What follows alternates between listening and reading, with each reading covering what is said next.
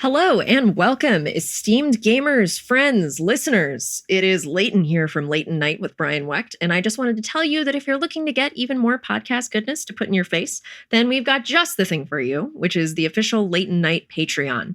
We have several tiers where you can get access to recommendation lists for every episode, listen to Patreon-exclusive mini-sodes, get into the super awesome fan Discord, and watch videos like Brian's songwriting process for jingles on the show, or me taking apart and cleaning my mechanical keyboards. It's really fun and cool, and we super appreciate your support. It's neat. We would love to see you there.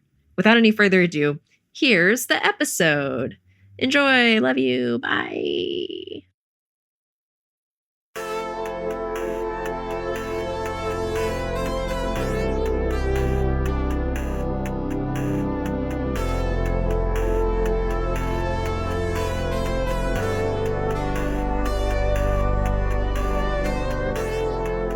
This is a big deal today, everybody. This is a big deal because I get to hang out with two of my favorite people and just shoot the shit, and then that's quote unquote work. I was on, which was it, the second episode of the show, and now I'm on the third episode of the show. This is super exciting. You are our first ever repeat guest, Jory. Wow. First ever. Wait, isn't our first repeat guest Jerik?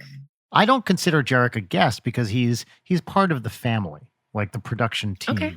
All right. So, okay. I mean, technically, yes, you're correct. But our first non-production team. I didn't mean to undercut Jory or Jerik's significance to the show. I'm getting some whiplash over here. I don't know how to feel about it. Yeah, Jory, since episode 2 of Leighton Night compared to episode 3 of Leighton Night, where we are right now, you know, a lot has changed. The dynamic is very different. And I'm sorry that you're getting thrown into this triangulation. You've recorded a bunch of unreleased episodes? I don't really understand. Yeah, like a year's worth. It's like a Wu-Tang album kind of situation. So, Is Strelly going to buy this? Yeah, I've got him on the hook. I've got him on the hook for it.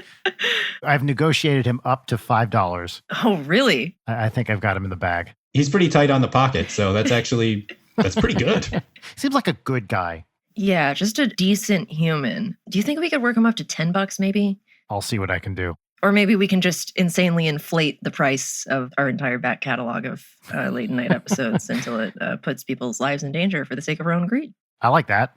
It's very American. So does he. You just got to get to know him. You just got to interview him for a couple of months and really, you got to write an obituary for him and then you'll understand him.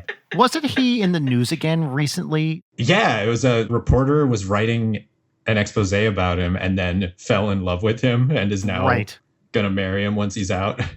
Yeah, I read the first paragraph of that article and I was like, I don't need to be putting this in my head. Oh, same. I feel very understood by that.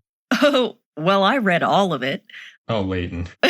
Well, listen, as somebody who makes horrible, horrible, horrible decisions in terms of who I pursue romantically, reading that was just like a horror movie. It was like, oh, girl, no, no, girl, no. Yeah, that did have to be validating. Well, it's like, at least I'm not this bad. Yeah. But the thing is I can understand how you got here, girl. God help you in your repeated lapses of judgment. What was her deal, Leighton? So she was a tech reporter assigned to cover him and then fell in love with him and now... If I recall correctly, I think the real turn is that he ended up ghosting her. What? I didn't hear that. That is a delight. And one hates to say, I told you so, but... Yeah. Oh. Yeah. She got ghosted by Martin from prison after torching her entire career and marriage. Well, oh, she was married. Oh, I forgot she was married. Oh, no. Oh. I don't want to project any kind of condescension or anything like that when I say this, but if you fall in love with that man, you have to be going through something, right? I would think so, especially when you've just done a very deep dive into the person, right? It's not like, oh, I met this really cool guy. Oh, maybe there's a skeleton in his closet. It's like, no, I just did a detailed report on every reason this guy sucks, and now I love him. Yeah. That doesn't seem like something someone in their right mind would do. Maybe she was just really hoping to listen to that Wu-Tang album and... It was the long con. Or maybe he's just really hot. Really hot. He might be the hottest person in the world. Yeah, we've only seen him wearing those Men's Warehouse suit jackets. We don't know how cut he is. Brian, do you want to go on record for that? Is that he's your number one hottie? I'm saying that there is a logical possibility when he gets all shkrelied up that he looks just unreal. You know, he is the most attractive person. He is actually irresistible. That's what I'm saying. I think we're going to have to send a convoy over to him. Brian, can you brush up on your journalism skills a little bit? No need. They're already perfect. You're ready to fall in love. Oh, that would be the ultimate if I did an investigative journalism piece. Well, actually, on this woman, I could do it and then fall in love with her. And then she could ghost me. And then she would feel better about herself. But it was a long con because I was doing it to get her to feel better. Do you tell her that? No, I don't tell her that. But it comes out in the article I write. Of course, as we all know, as good journalists do, you don't say shit about the thing to the person while you're talking to them. And then the article comes out and it's like, oh, okay. That's right. And it'll be the first article on the new Gawker when they reboot it. Fucking Hulk Hogan's coming for you. Oh. Hey, bring it. He's old. I could definitely beat up Hulk Hogan. If there's one thing that my whole deal screams, it's I could beat up old Hulk Hogan. Hogan? I couldn't say it right. I said Hulk Hogan. Old Go Rolo. Old Hulk Hogan. Old Hulk Hogan. I was thinking a lot about Arnold Schwarzenegger, as you do. And I watched that clip of, there was that thing where there was like something called like the Arnold Games. It was like a wild combination of like a cool thing he was doing and an insane like puff up vanity piece where he was... What? He was like hosting a like exhibition for like child athletes in South Africa like 10 years ago. And like a dude came up behind him and 3 feet off the ground, both legs drop kicked him right in his back. What? Yeah, for no reason, out of nowhere. He like called him the Terminator and did that or something like that. Oh my God. And you know, how old is Arnold Schwarzenegger now, like 10 years later? He's like 140. I would imagine he's like 60. I think he's 70. He's got to be older than that. Yeah, and I think he was like 60 at the time. And like he takes these 2 planted feet right in like the upper part of his back. I know that I would be fucking in bed for a week if this happened to me. And he just like stumbles and then looks back like, what just happened? He's 73. Yeah. Holy crap. They're sort of not full of shit. Like a dude like that actually is pretty tough. I couldn't do it. Do we want to put this to the test? That's a Patreon goal. We get 400 and then I will dropkick Brian both feet in the back. There's no downside for me. Well, and it's perfect because the Patreon money will cover the medical bills, like a little bit. Yeah, for sure. Wikipedia lists Schwarzenegger's birthplace as Thal, Allied occupied Austria. He was born in like 43 or something like that, right? 47. Wow. So it's post-war. But I assume that Thal, that's got to be the same Thal of the Neanderthal, right? Oh, wait, is it? Thal. Yeah. Huh. Does that mean like person or something? When I look up Neanderthal, the first thing under synonyms listed is Homo stupidus. What? It's a Haeckel classification from 1895. Look this up. Look up the Wikipedia for Neanderthal. And the first synonym is Homo stupidus. I think that whoever wrote that has been canceled. Well, I assume that's the same Haeckel as those posters, you know, of all the old animals. Yeah. Homo stupidus. I vibe with that. They retconned that within 3 years. People were so judgmental back then. There's like a whole anti-elitist bent when it comes to science. And it's like, I see where it came from to an extent, like when these guys were assholes. I just love using science to be a dick. Okay, so I was wrong. Tall, I think, is just something different for Schwarzenegger. It is the Neander Valley. Does tall just mean man, like you said, Jory? I think that's right. Anyway. But Arnold Schwarzenegger, having been born in tall, Allied occupied Austria, in the city of Man, that explains the toxic masculinity he carried with him into his adult life and into his governance as governor of California. And it explains why he's tall.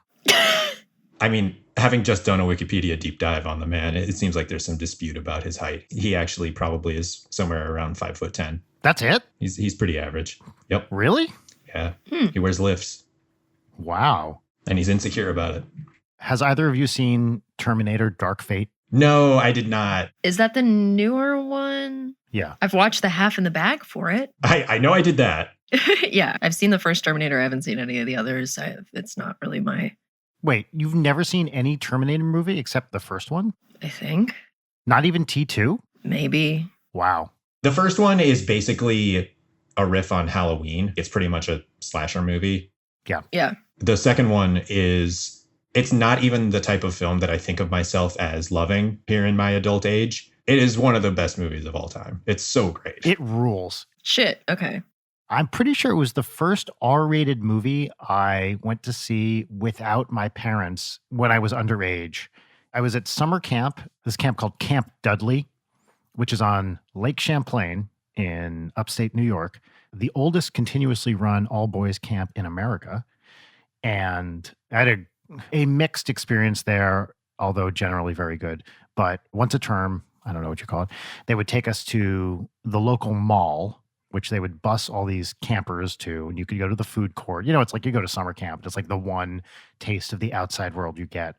And I and a bunch of other very much more confident than I, 16-year-olds, quote unquote, snuck into, by which I mean paid to see, despite not being old enough to go see an R-rated movie, to see Terminator 2. And it was absolutely not the kind of movie that I would have gone to see either. And I just was blown away by it in the theater, also feeling like, a Terminator-like total badass because You paid money for goods and services? Yeah, exactly. I'm sure the 17-year-old working the box office was like, yeah, all right, I don't care. Oh, yeah.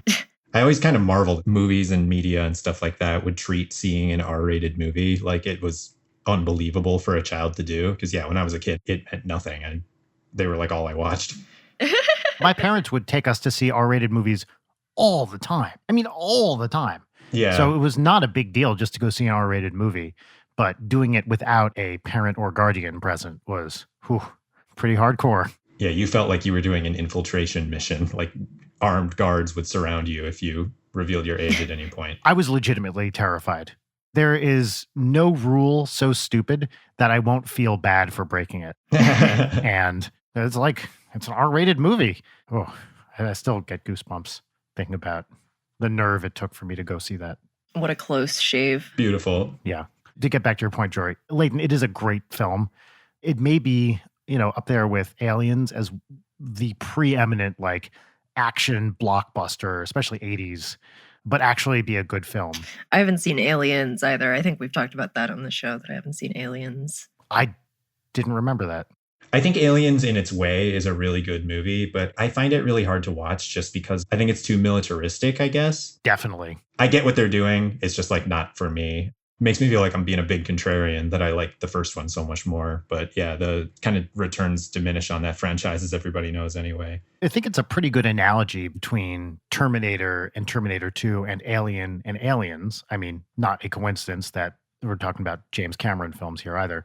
But, they went from kind of a low budget first film. Was Alien low budget? It probably wasn't super high budget. Yeah, I mean, the sets look nice. But then they were massive hits and spawned these like even bigger hit blockbusters. The story about the pitch meeting, because I mean, obviously Cameron didn't direct the first one like he did with Terminator. Right. The story of the pitch meeting of Aliens is that Cameron is in the room. They have like a whiteboard where the pitch starts and he wordlessly writes on the board, Alien, the title of the film he's pitching a sequel to. And then he writes an S. Aliens. What a sequel. And then he draws a vertical line through the S.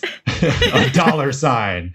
As far as the story goes, that was basically the entire pitch. I am getting such deja vu from this. I feel like last time you were on this show, we talked about this exact thing. And I could be completely wrong. I don't think so. We didn't. Okay, good. We've been having a great time both times. I really wonder what the efficacy of that pitch would have been if instead of the dollar sign, it was just like, okay, I'm going to draw 3 vertical lines next to each other and then 3 more right below it. And then we're going to connect with a little diagonal. It's Aliens with the Stussy S is what I'm trying to. I think Fincher tried that in the 90s. Yeah. Yes, it didn't work out with 7. I saw Alien Cubed in the theaters as well. Aww. Yeah. With my needle-phobic cousin who, Uh-oh. yeah, when there's a very, very large needle on screen injecting, I think Ripley, was not a popular thing, and she was very upset. Yeah, I bet. I remember I saw, speaking of R-rated movies as a child, I went with friends to see Alien Resurrection, which was, even as a child, there's that age in your young life where you're starting to get just disillusioned enough that you figure out that something can be bad and you can have a bad time. Oh, yeah. Audrey's there right now. Oh, no. I remember having a conversation about how it was like, that wasn't what I thought it would be. There was like, I think that in my mind, that movie is so, and it probably isn't. I'm probably being really ungenerous, but I think I confused that movie with Jason X. What? Hold on. You don't mean that when you went to see it, you thought you were seeing Jason X? I feel like they're going to do a movie where Jason goes to space. It might not happen for another like 6 to 7 years, but no, I mean, like in like retrospect, trying to think about it, because Resurrection, since they have like the child xenomorph human hybrid thing, and it's just like an infantile killer that's just like a brawny moron going around a spaceship killing people. It's like the exact plot of Jason X. Jory, that's a really good point. Thanks. I remember being very excited for Alien Resurrection because I love those Jeunet and Caro films, especially City of Lost Children. Do you know what I'm talking about? Yeah. I like City of Lost Children a lot when I watched it in college, the time at which someone watches such things. Precisely. I believe that was also the last time I watched City of Lost Children. But being very excited about Jean-Pierre Jeunet directing a big, like an Alien. I love the Alien movies. You know, after the disappointing Alien Cubed, it was like, all right, we got this cool director and he's directing an awesome franchise. And then you go see it and you're like, well, there's some cool ideas, I guess. Initially, I was like, I don't know who the fuck you guys are talking about. I didn't realize this fucking Amelie Delicatessen guy. Yeah. Wow. Well, and the other thing was, like, Jeunet and Caro were this pair, and they did all these things together. I believe Amelie 2, right? There's an Amelie 2? Yes, Amelie 2, Amelie in the City. They kind of went off the deep end with that one. Yeah. I think this was the first major thing he had done without Caro, at least that I knew about, which is not saying much. So I was maybe a little skeptical because of that. Not like I knew what their fucking partnership entailed or anything, but I remember being like, oh, just Jeunet on his own. Let's see what happens. Yeah. I really like that bit in Alien Resurrection where Xenomorph cracks the top of some creme brulee with a spoon. I believe it does crack someone's skull open with its claws. I don't want to paint too much of a portrait of what kind of child I was like, but I think that was one of the only moments in the movie that I was entertained. Yeah.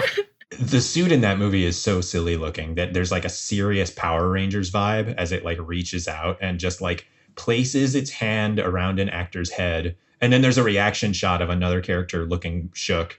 And then it cuts back to the monster and there's just like red goo all over its hand. And it's like, all right. God, I love red goo. The one scene in that movie I remember really liking was when she discovers that they've tried to clone her a bunch of times. And she goes in that lab and there's a bunch of like deformed Ripley clones. That has stuck with me. I don't remember that at all. God, what a beautiful thing. Honestly, this isn't even a segue. This is just me being like, I'm going to talk about another movie now. Do it. No, it's great. Have you guys watched Knock Knock with Keanu Reeves, directed by Eli Roth? No, you have told me about it. I know I've told you extensively about it. Same. I got to show it to Allie for the first time the other night because we were both currently on a cyberpunk-induced Keanu Reeves Thirst Quest. You're on Keanu kicks, yeah. Yeah, and that movie it's incredible. I think it might be like the platonic ideal of a perfect bad movie. It's Eli Roth and then Ana de Armas and then Eli Roth's wife.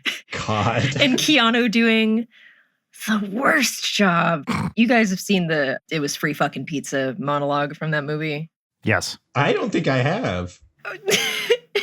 This is culturally important for you to see, Jory. I think this is how I found out about the movie, is someone linking to this monologue. Yeah.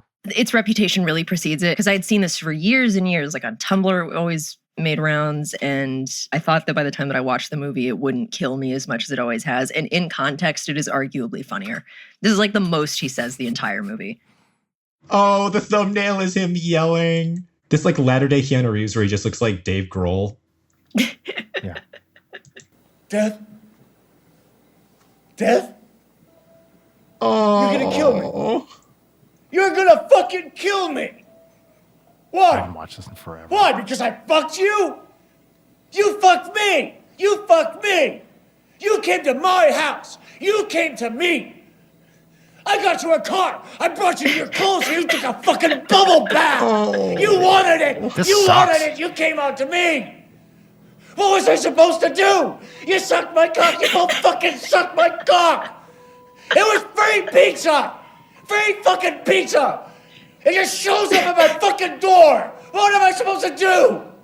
We're flight attendants. Come on, fuck us. No one will know. Come on. Keanu's hard to talk about because I adore him and he rules. But watching this, it's so bad, and yet I found myself thinking, this is some of the best work he's ever done. So this is what really interests me about him. Some of those early Keanu performances are pretty tough. His performance in The Matrix also, while cool, is not the best acted thing in the world. I think that movie has the Terminator 2 thing happening for it, where it's like the right role for him. It's like Yes. he can be kind of alien and aloof and robotic in that movie, and it works. The first thing I ever saw him in had to be Bill and Ted, which he's legit great in, of course. I love that movie. But I remember him being a joke for years. And just in the last, I don't know, couple of years, maybe even year, the tide really seems to have turned on him. Actually, probably since John Wick is when it really happened. I think John Wick was the Keanu Sans, yeah. Because he's great in those too. It's just like on his bandwidth, and he doesn't have to do all that much aside from the physical stuff, which he is incredible at. That's mainly what I'm talking about, is that stuff. It's something I think he legit loves to do and is quite good at. The acting is fine, but the physical stuff I think he's fantastic at. Leighton, do you disagree with this? I haven't seen the John Wick movies. My thing about Keanu Reeves is I think he's legitimately one of the worst actors in the world, but I love him, and the worse that he is at acting, the more I like him. Yeah. Have you seen Dracula, Leighton? No, I haven't. Oh, wow. Oh, shit. He's so wonderful in it. It's a delight. What a brutal film in all the best ways. I've been meaning to watch that and Constantine for like over a year. Just Constantine it's got a lot of good qualities. And don't get me wrong, it's not a good movie, but it's super entertaining at times. I love Constantine. I agree. Objectively, from a filmmaking perspective, there's a lot of stuff you could do differently. Like you said, it's a really entertaining, fun movie. I also don't know anything about this character. So, sure. I understand there's probably a lot of stuff you would hate if you were a Constantine purist. Number one is that he's American in the film, but whatever. Yeah. I hadn't started reading DC Comics at all when that movie came out. And so I just that is the canon Constantine for me. How could anything else be? And so him being like Cockney in the comics just doesn't compute for me at all. Yeah, me too, because I hadn't read any of the comics. I've since read a few of the trades, but not too much. Yeah. But I think that movie is great. It's really fun. I agree. Is it Billy Zane as the devil in that movie? I'm trying to remember. Peter Stormare is the devil. Oh, that rules. Wow. Is Billy Zane in the movie? Did I just invent that? Am I thinking of Titanic? Yes, you're thinking of Titanic. I don't think Billy Zane is in the movie. Let's see. It's Rachel Weisz. Help me. Tilda Swinton, Of course, Tilda Swinton is Gabriel. Shia LaBeouf. Yes, of course. I think that might be the first Shia LaBeouf movie, too. Michelle Monaghan is in it. Yes, of course she is. Yes, that's right. Is she also an angry wife in this? I can only assume. Yeah, let's just say yes. She got typecast as angry wife, but she's so good at it. Jory and I were talking about how Keanu is also terrible in Cyberpunk, but it works and he's the best part of the game. Yeah, it really is. I was initially really put off by it in the first cutscene where he shows up. Oh yeah, totally. Beats the shit out of you. It's clear that the game had problems with voice direction. So sometimes the line reads are a little funky, but for the most part, the voice acting, if you're female V and it's V talking to Jackie, they're both really well acted and it all holds together. And then Keanu shows up and it's just ridiculous. So on my first playthrough that I still haven't finished, I played the Corpo life path, and I just started a Nomad playthrough last night. And the discrepancy in terms of quality, Corpo makes no fucking sense. And Nomad is oh yeah, okay, this structurally is so much better.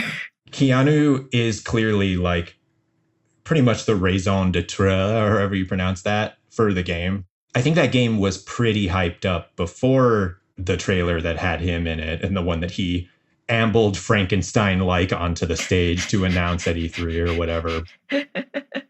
He definitely does like bring the game to life for sure. And when you initially meet him, it felt horrible to me. It's like, oh no, are we really doing this? You mean the part where he beats the shit out of you, or where you're like playing as him? I mean, I guess both. That's kind of like the early part of the game. Yeah. I think that his performance, it works. And this is maybe something that works so well about like Neo and things like that, kind of in that same Terminator 2 way, that like it kind of seemingly accidentally informs the Johnny character and makes him into a guileless dork who's not really as brave and cool as he puts on. Yeah, absolutely. I think it's really funny. And it might be completely unintentional, but it's great. Sure, as with most quality things about that game, it seems like it's unintentional.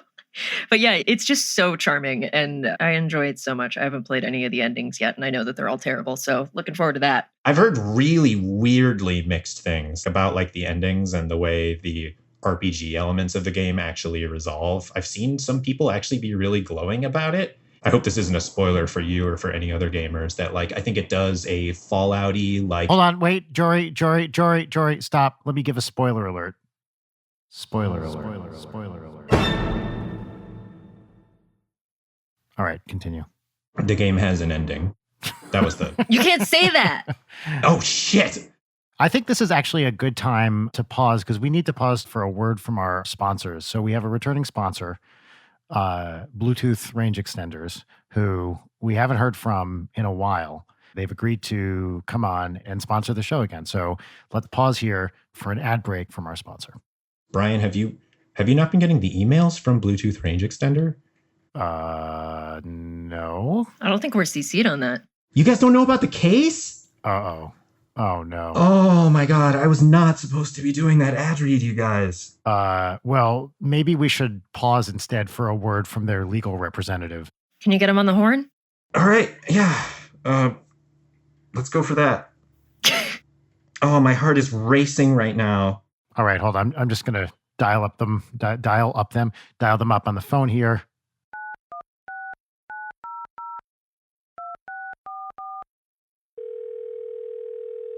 Hello, Bluetooth range extenders. Wait, am I the Bluetooth range extender guy now? I don't know what the boundaries of this bit are. Jory, I swear to fucking God, do this bit. I threw you into it without telling you. We could revel in how it's not working or keep going. What do you guys want to do? Oh, it's me, the legal representation for Bluetooth range extender. I'm very mad at you. This is awful. Brian, that was a pure bit ambush. Well, yeah, I wanted it to be. I was curious what would happen. Jory is a trooper under pressure. I mean, that last Bluetooth range extender ad was really, truly incredible. And this one, I would argue, is even better. Are we rolling into it? I don't know. Jory, do you want to do this? You are free to say no. I already said the thing about me being in trouble. I don't know how much clearer I can make this. If this gets edited and put out, I'm done. This is catastrophic. Jory, what are you being held liable for? I had nothing to do with that IP. Bluetooth isn't supposed to be extended. That's not what it was designed for. Do you know what could happen if the Bluetooth Council finds out about this? Bluetooth Council. Why are you laughing? What is it? The IPCC? The reason I ask is because I just got a renewal notice from BluetoothRangeExtenders.com for that URL. And I was like, if I can force Jory to do this bit again, then I can justify paying whatever it is, $15 for another year of BluetoothRangeExtenders.com. But if not, I probably won't renew it. The swing I took for a second beat on that joke was me being afraid about the repercussions of the fake ad, and that didn't work out. So I can just do another fake ad if that's what we want to do. Well, what do you feel like? I'm happy to do anything. It really doesn't matter. I need to think of an angle. Leighton, I also love the idea of bit ambush. That's a good bit. Where we, without warning, we don't tell guests we're going to do it. We throw them into some stupid situation and just see if it works. I like that. This is a level of antagonism that is the kind of energy we should be bringing into 2021. I mean, that's what we do every week with What's Poppin', isn't it? I don't like that you're using we, but yeah. I don't know what sort of royal we situation. That's a classic late night bit ambush. All right, I think I'm game. All right, I'll set this up again. Or Leighton, why don't you set it up this time? This is a bit ambush on me. We have to keep like all of this in. I'll do it. It was your fucking idea. You do it. Don't you know how I work? I come up with these ideas and then I tell someone else, why don't you do it? And that is how I get anything done. You know what would be great if we had chocolate chip cookies right now? Rachel, do it. Jeez. That makes me sound like Bean Dad. Am I right? Stop. That's fucking timely as hell. Hell yeah. And on a podcast, no less. Classic Bean Dad 2021 reference. Brian, you can't make that joke because I'm on a podcast with you and I'm up to be the replacement for Alex Trebek on Jeopardy, and a child wanted beans and now I'm not going to be the host of Jeopardy. Do you think he's actually in trouble? Do you think that's actually going to hang over him? It's less the Bean Dad Association and more the people have yet again dug up old tweets that are problematic. Yeah, totally. It feels like Jennings is at a juncture where he could bail on the dude and be fine. Jennings Juncture, yeah. Ooh, that's a good children's show.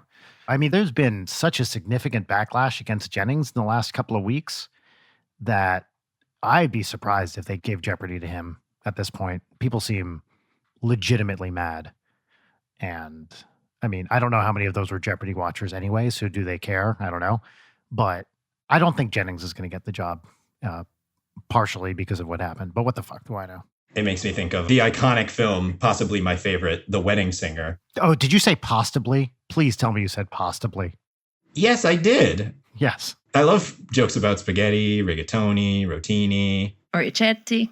The possibilities are endless. Bucatini. Oh, yeah. Speaking of bucatini, did you read this article about the bucatini shortage? I did read the article about the bucatini shortage. What? As a bucatini enthusiast, it's the superior type of pasta. Oh, is that the long tube? Yeah, it's the long tube.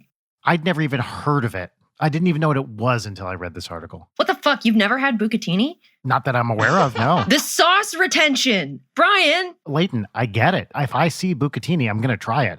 But I've always been a rigatoni man myself.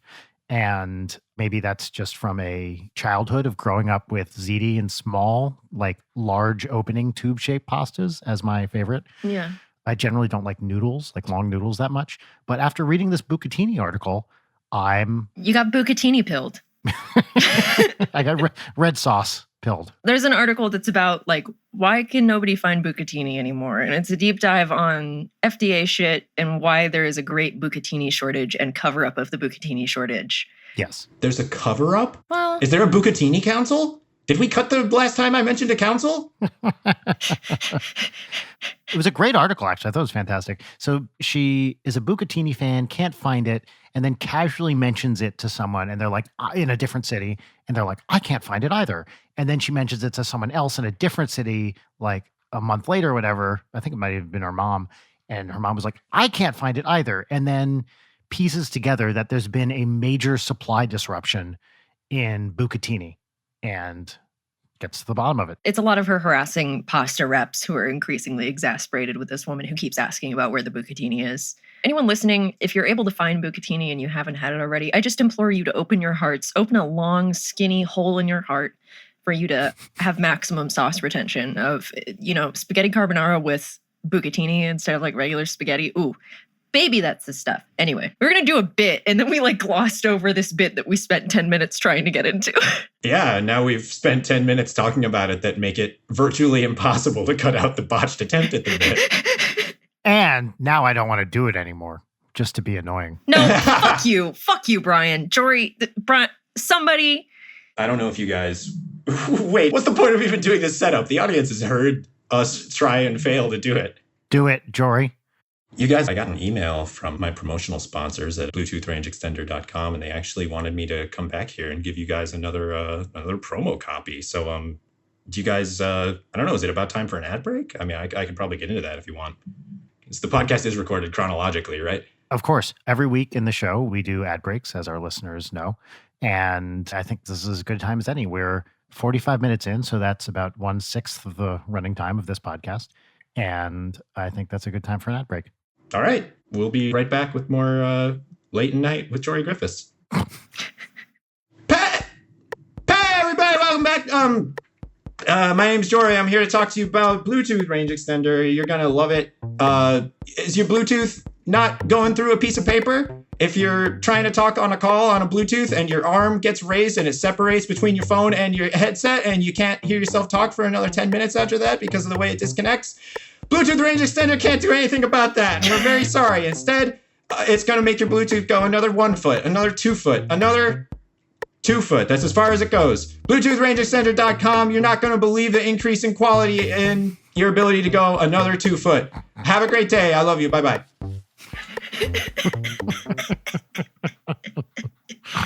Excellent picture. I mean, excellent ad. Wink, wink. Fully real. Everyone use promo code Jory to get $2 off your BluetoothRangeExtender.com. Yeah, and remember, Jory is spelled UMMMMJOR. J-O-W-A-R. You got it. You heard me. J-O-R. In Dracula, Keanu Reeves does an English accent. Yes, I remember this. It's awful. Oh, I would have assumed he would be so good at it, just like he's so good at acting and everything else. Well, also, I mean, we're burying the lead here.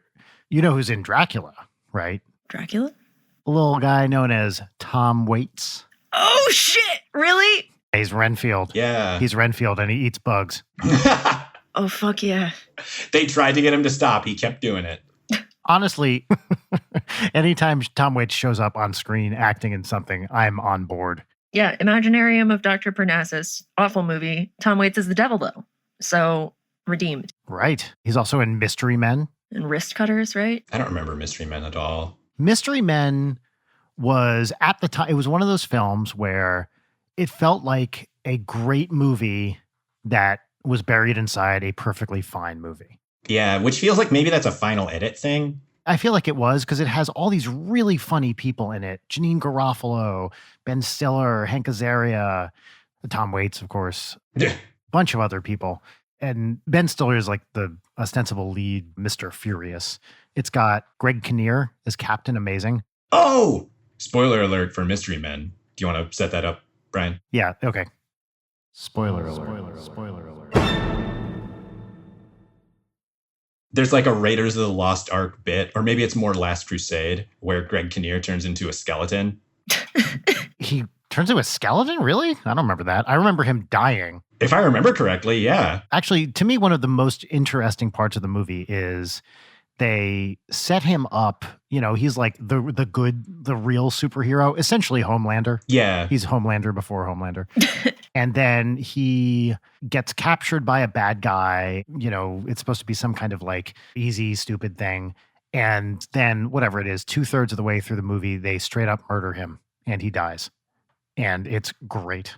Tight. I love it. I've literally not once ever heard of this movie. Yeah, that makes sense. I don't know why you would have. Like, it's probably, it came out in 96, 97 maybe. It was 99. And at the time, obviously before all the Marvel shit, there were not many superhero movies beyond Batman Beyond. Oh, a simpler time. Do you see what I did? Batman Beyond wasn't a movie. It was an experience. Yes, but having like these comedy people doing a superhero movie, I remember being very, very excited. And then you watch it and you're like, that's funny. It's not great. What's that one with Tim the Toolman Taylor, the sci-fi send-up? Home Improvement? Yeah. I remember people being... Because, you know, you didn't see a lot of really deconstructive meta stuff on TV like you did with that show. Yeah, right. Galaxy Quest is what you're talking about, which is great. That's something about that movie is like, it might have been the age that I was, but those two movies, I feel like they were out on video kind of in a similar time frame. It could have been years apart. No, that feels right. I remember watching Galaxy Quest and feeling like it was a Mystery Man type of thing where it was just like, okay. Galaxy Quest was one of those movies I walked into with like zero expectations. In fact, worse than zero. Like, this is going to be bad. And I think is so successful as a sci-fi parody in so many ways that it's honestly, I think, one of the best examples of the genre, especially Star Trek specifically, which is what they're riffing on. It's a delightful movie. Alan Rickman is amazing. He is amazing. Tony Shalhoub. Oh, yeah. It's one of the rare things where Tim Allen is watchable. Yeah, it's just that and Santa Claus 3. I've never seen any of the Santa Claus movies, should I? I'm a shill for short, so I would say go for 3 and then watch Clifford. Yeah. Oh, well, Jory, if you think I don't love Clifford, I love Clifford. I will watch anything and everything with Martin Short in it. Yeah, he's great. Clifford is one of those movies, too, where at the time, that movie got savaged. Oh, yeah, totally. Leighton, do you know Clifford? Like the big red dog, Clifford, or... Oh, Leighton, what I wouldn't give to be you right now. Oh, no. Discovering a universally reviled film. I think it's legitimately funny. Oh, yeah, Martin Short's performance in it is really funny and good. So the deal with Clifford is that Martin Short, an adult man, plays a child. And there's no, like, particular makeup or effects or whatever. It's just Martin Short playing... what, like a 10-year-old or something? Yeah. Is he even doing like the dwarf thing? Like, is he walking around on his knees? Not as I recall. He's just 5'10". Yes. And it opens in the future when he's in like some kind of monastery or something. Oh, yeah. It is very, very, very funny in just a bananas way. It's a real swing. And I think it kind of works. Wow. Yet again, I have never heard of this. Seems like a disaster. The kind of bit of the movie that's like the backbone of the story and the performance is that Clifford is like, first of all, who's the lead? Second of all, what's his relationship to Clifford? You're referring to Charles Grodin. Charles Grodin, yeah. One of the all-time great middle-aged, comically angry white guys in film, playing largely the same character as in Midnight Run, which is another great film. He's one of those people for someone around my age who there's just like literally no way I would know who he is or what he did. He just vanished, right? Yeah, well, I think he did other stuff behind the scenes and became less of an actor. I think he was also the dad in the Beethoven movies. Yeah, he was. But he was a writer and like kind of a comedy guy. I think he had a talk show for a while too. But he was one of those like guys who's probably in his mid to late 60s now, who did a lot of stuff in Hollywood, but never had like major breakout fame. I love him. I think he's very funny in everything he does. He does this like barely simmering rage kind of thing that then erupts very, very well. And Clifford is a fantastic example of this. I can't remember his relationship to Clifford, if he's his... It's like his nephew or something. Yeah. There's a real art to people who can do the simmering rage super well. For me, that's like Tim Heidecker and Glenn Howerton are so pro at the veins popping anger. The Tim Heidecker version of it is funny because it's so real. Yeah. Like this like impotent man rage is so funny. Yeah. I will go to bed sleeping every night knowing I did what was right for this show. You go fuck yourself.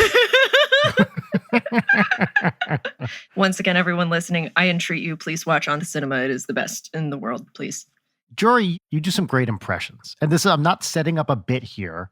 I just want to tell you that I really enjoy your impressions. Brian, that's so generous. They are very spot on and extremely funny. Even when you're doing it like subtly and you're not even like fully committing to the impression, it's like you just have like a very deft knowledge and ability to convey that stuff. That's very kind. Thank you. Would it surprise you if I told you that I, as a child, had poor social skills and became what we like to call a class clown in order to try to gain any amount of social acceptance and avoid being a pariah? I don't know what that's like. I want to hear more about your class clown antics. So tell me what a young Jory was like. Did you do any stuff that got you in trouble? Like, did teachers like you or did they not? No, as a really little kid in like elementary school, I had to walk the delicate line between being a complete teacher's pet and being funny to try to gain acceptance. And I feel like it was in like junior high school and high school that I started actually actively not giving a shit and getting in trouble and sleeping through classes and stuff like that. Which was one of my trademark bits. Falling asleep in minute 1 and then waking up a minute before the next class started. It always kills, yeah. When I was in elementary school, to the extent that I did bits and things like that, it was just like chiming in, probably because I had watched like Mystery Science Theater. I wish I remembered any of these bits, but I acted like I was like the peanut gallery while the teacher was giving lessons.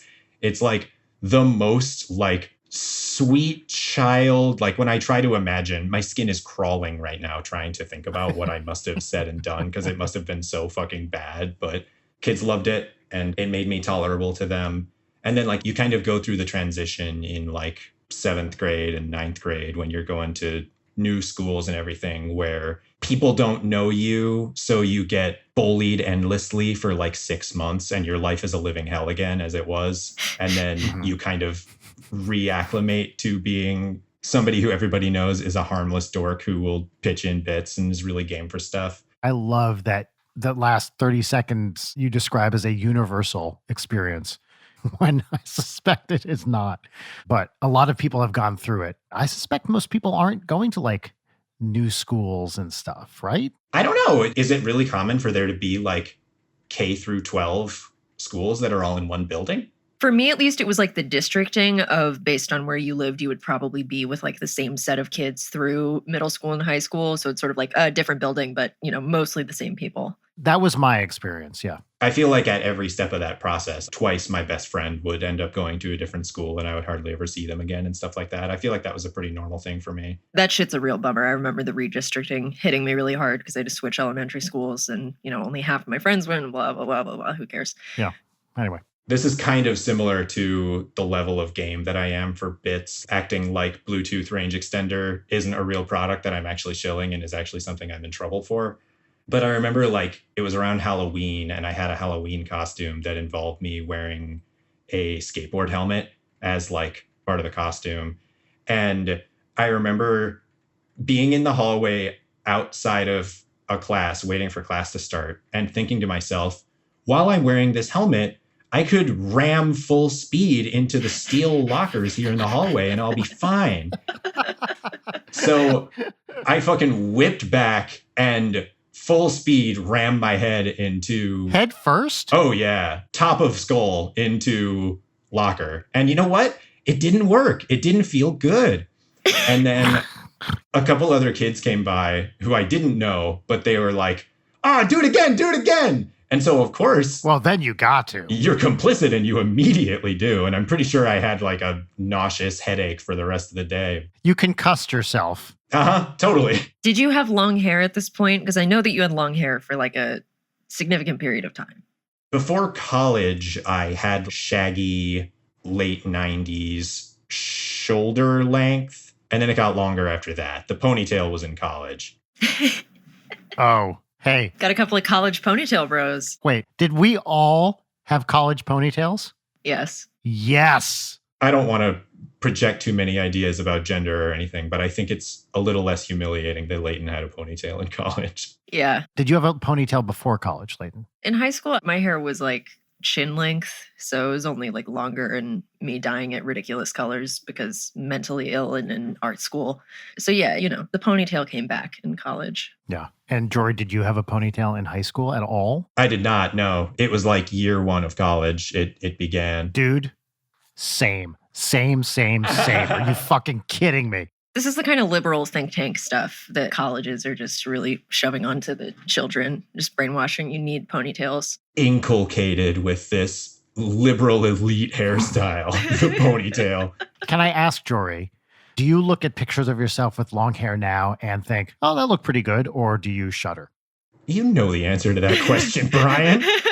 Yeah, and again, I worry that I'm projecting. Do you look at pictures of that time and think to yourself, hey, I looked pretty good, or do you shudder? Oh, no. No, I look at myself in college and think, what the fuck was I thinking? So this was a time for me, and I feel like I may have talked about this before in the podcast, when I cannot remember actively worrying about what I was wearing. Like I would literally just go pick whatever out of a drawer and throw it on. And not like I spend a lot of time fussing over my wardrobe these days either, but I am more aware of what image I am projecting with what I wear. In college, by my junior year, I had hair down to my waist, big round glasses. I wore big baggy jeans and Tevas with socks, often a t-shirt tucked into the jeans with no belt.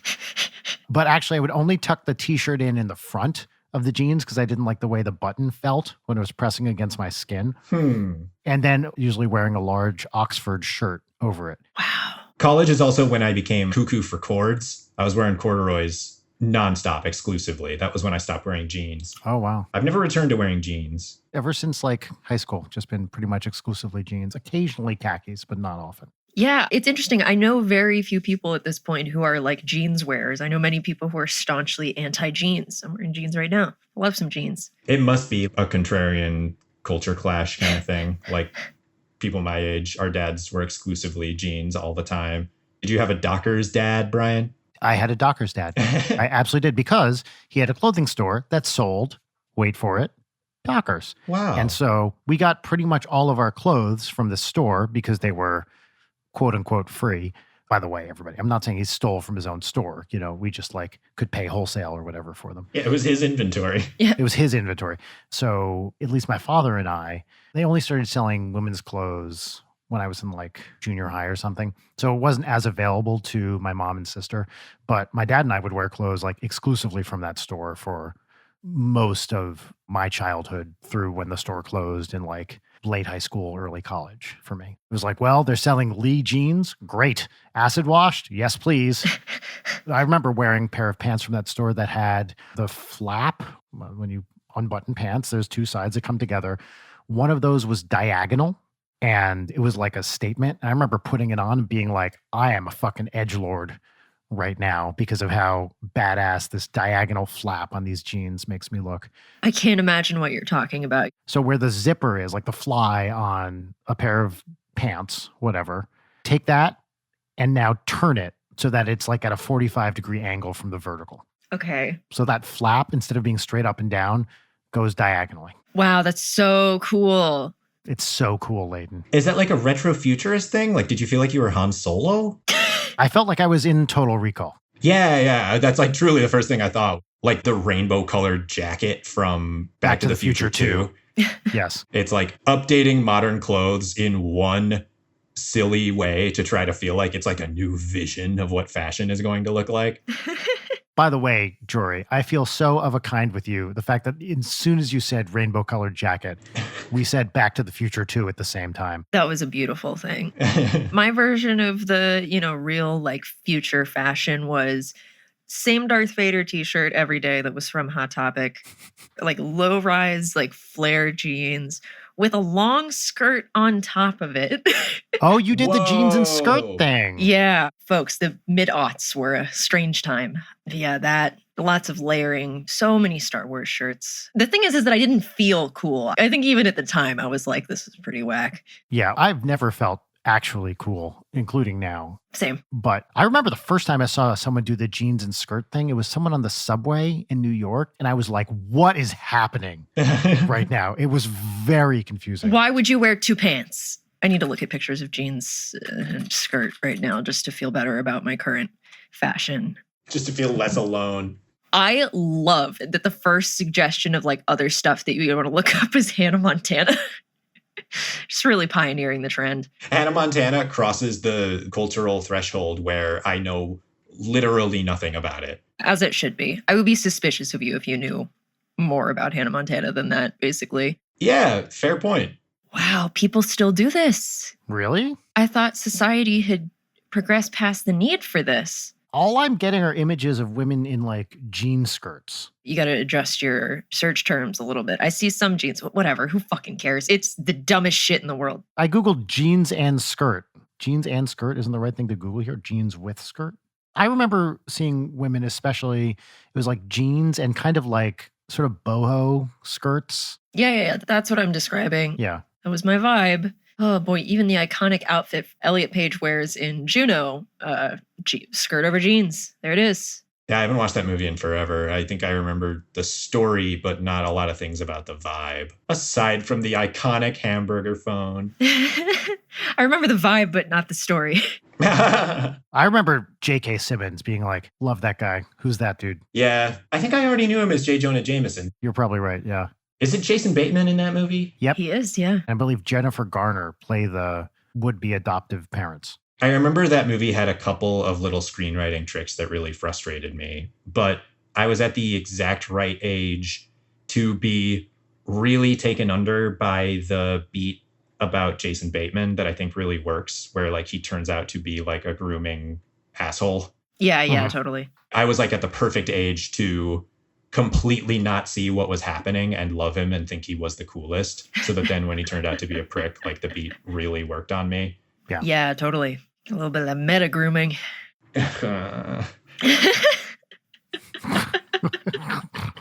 But you think that character was totally justified and you support everything he does. Are we not doing that? I'm backpedaling further than that. A really important part of the Jory story I'm realizing is I remember a Hot Topic opened at the mall near me. And within a week, instead of wearing like exclusively plain color t-shirts and polos and stuff like that, I swaggered into the lunchroom wearing a System of a Down Toxicity t-shirt. Oh my God. Wow. I'm pretty sure my imposter syndrome was already bad enough at the time that I did not think I was actually cool, but I pulled the wool over their eyes. I made them think I was. Had you ever listened to System of a Down? Yeah, I did. I was actually cool. Don't get me wrong. It was imposter syndrome. I was fucking awesome. And yeah, I think MTV's Return of the Rock was already out at this point. So I was familiar with System of a Down. I remember the Hot Topic makes me think of all the many mall stores that I was too scared to go into. Yeah, Spencer's. I was terrified. Oh, Same. Yeah, was that just like a universal thing at a certain age? Just like you're very afraid to go into Spencer's? Oh yeah, you walk more than 2/3 into the store, you're going to be scandalized. scandalized from several perspectives. The number one being taste. Because that stuff is so off-puttingly stupid. I mean, maybe when you're like 10, you're like, ooh. Once you turn into a teenager, you're like, well, who finds this funny? Nobody likes this. A postcard with like a butt on it? There's like a really strained pun using the word crack on the inside or something like that. Yep, I remember a lot of golf-related bullshit.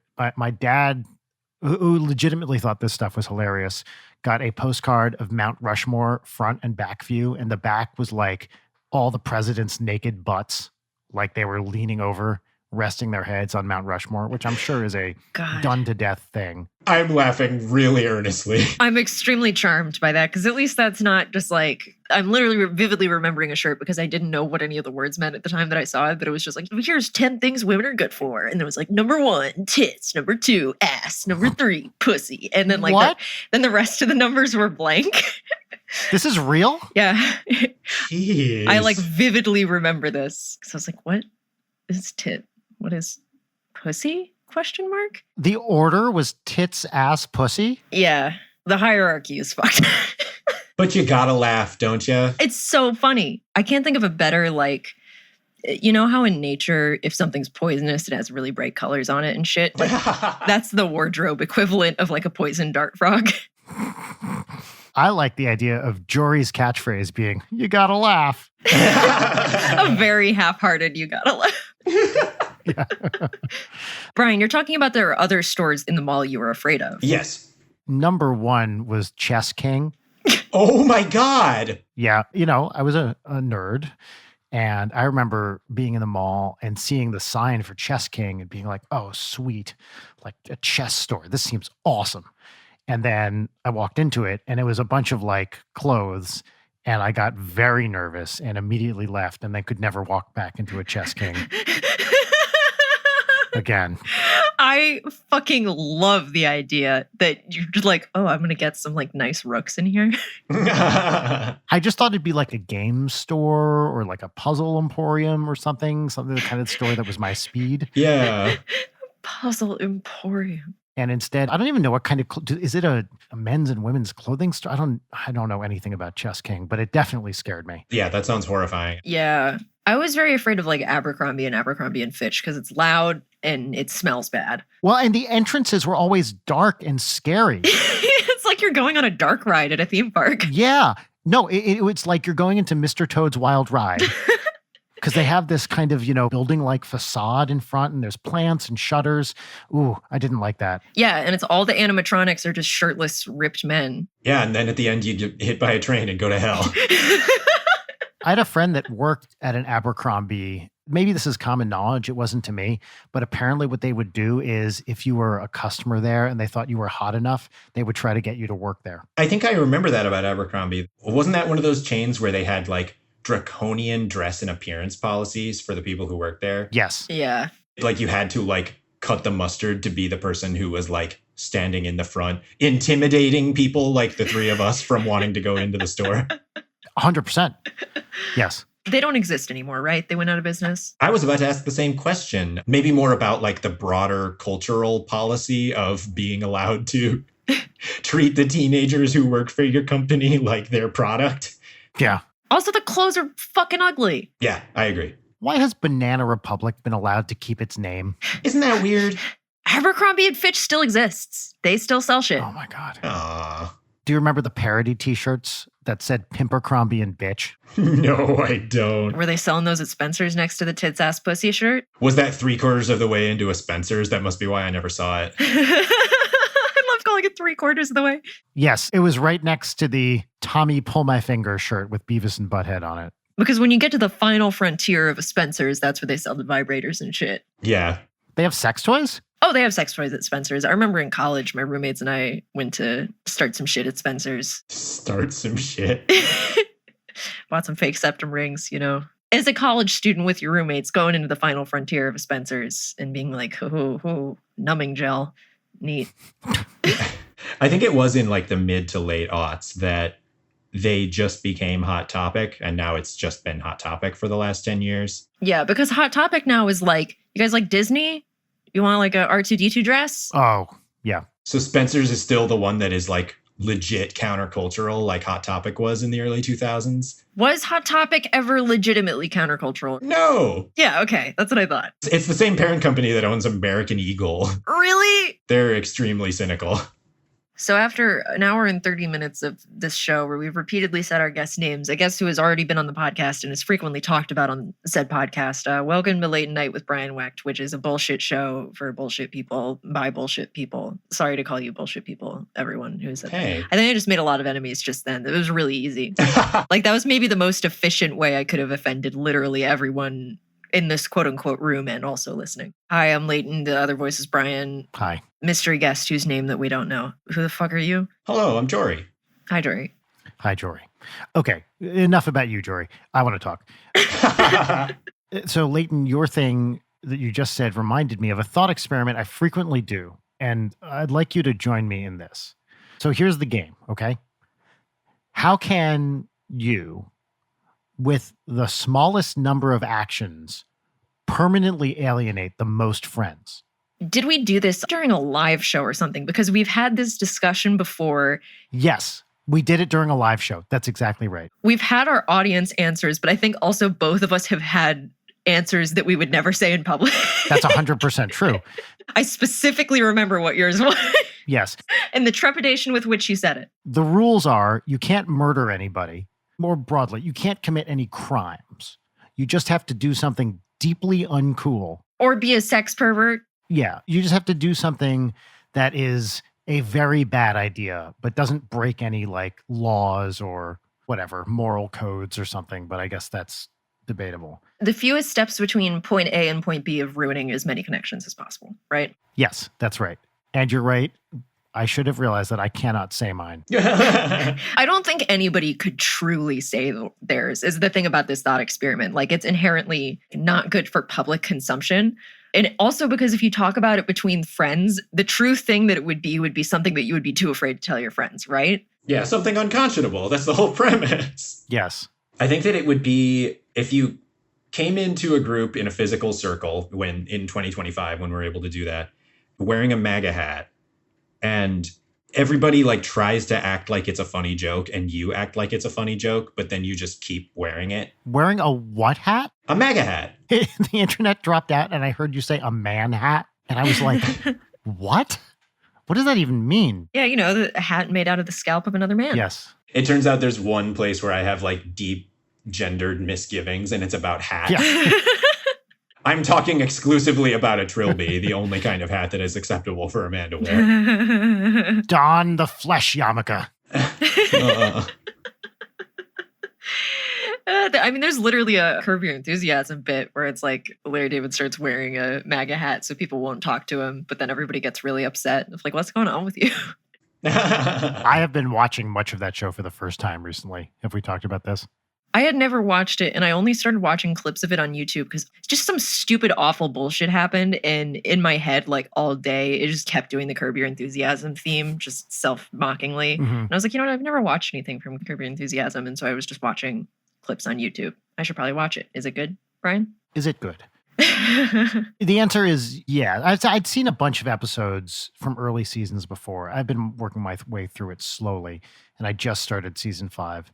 It is very, very funny. And I know this is an untrue statement, but I'm just going to say it. I cannot imagine anyone not at least partially Jewish enjoying this show, because it is the most Jewish thing I have ever seen on air. That's a big part of why I love it, because all of these people remind me of people I grew up with, like my uncle and cousins and stuff like that. My dad's friends were a bunch of middle-aged Jewish guys from Jersey. So all of these people are similar. My dad's friends were not like aggressive people, but that kind of vibe is exactly what I grew up with. And the show is so deeply unflattering to Jewish people. Obviously, Larry David is supposed to be a monster in the show, as are many of the people he associates with. But it just seems that you have to be so versed in that kind of culture to like get what they're doing. I don't understand how the Goyim can watch this and enjoy it. But I know plenty of people do. So like clearly people are. But to me, that show has probably caused a lot of anti-Semitism. That's a really interesting take. Yeah. It is not a flattering portrait of Jews, but it is very, very funny. I like it. Honestly, a lot of my enjoyment of that show comes from my parents' enjoyment of it. They were only alive through the first several seasons, but my dad thought it was like the greatest thing ever. And there's an episode where, so Larry is married to a Christian woman in the show, and her parents are there and they bake Christmas cookies and they make like a nativity scene out of cookies, and Larry eats the baby Jesus cookie. And I remember my mother having giggling fits over this. She thought this was the funniest thing that she had ever seen. And she would just be like walking through the house and she would just stop and start cracking up and going, "He ate the baby Jesus. He ate the baby Jesus." That's a delight. That episode was pretty recent in the ones I watched. And my mom's been dead for 14 years now. But I was just like, man, this is something my parents loved, like deeply loved in the last few years of their life. So that show is meaningful to me too. Not only is it funny, but it's a little bit of connection with my folks. Wow, that's really charming. The last season that I actually watched was, spoiler alert, are the Cheryl and Larry are divorced season and the Seinfeld reunion season the same season, or are those two different seasons? I don't know. I haven't gotten there yet. Oh, okay. So, sorry. No, I was generally aware of that. Yeah. I just watched the producers season 4. Okay. That season has like the best they ever did at having like a season arc. It's so good. Honestly, the end of that, when you get to see Mel Brooks and Anne Bancroft together, just like in the bar laughing, that couple is fantastic. I love Mel Brooks. He is one of my comedy heroes, has been forever. He was my father's absolute favorite. And watching him and Anne Bancroft together in this bar just for a couple minutes on screen, and she died probably not long after that. It was one of those things where I just lit up watching the two of them together because that rules. They're beautiful together. Yeah. Who is it recently who died? Was it Carl Reiner that I'm thinking of? Yes, Carl Reiner died recently. When he died, we all found out that he and Mel Brooks had been eating TV dinners and watching TV together literally every night for the last like however many years. Yeah, that was something I remember I knew because I had heard, I forget who it was an interview with, and they would just get together. I think they watched Jeopardy or Wheel of Fortune every night. That's so sweet. And I remember, this is from a few years ago, Mel saying that he wouldn't give examples, but he said Carl likes to watch movies that have one of the following phrases in it: secure the perimeter, and you look like you could use some rest. I just thought that was the funniest thing. That's so beautiful. Secure the perimeter. I remember the second one I might be getting slightly wrong, but they had been friends for 60, 70 years or something. And they clearly deeply, deeply loved each other. It's a beautiful thing. Yeah, that was a really wounding story to read after he died.